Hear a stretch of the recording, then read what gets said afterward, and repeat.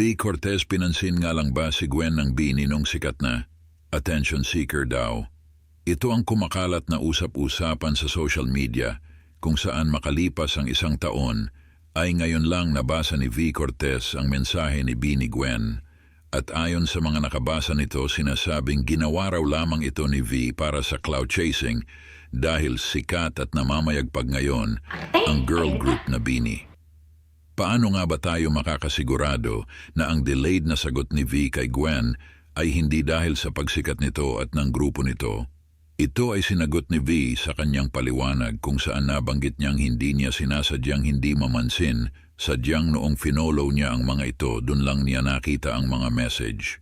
Ito ay dahil sa delayed notification system ng Instagram kung saan hindi makikita sa main notification ang mga message kung hindi mo ito titignan manually sa message request folder. Kung iisipin, hindi na kailangan ni V ang karagdagang kasikatan considering na marami itong followers at consistent ang paggawa ng content.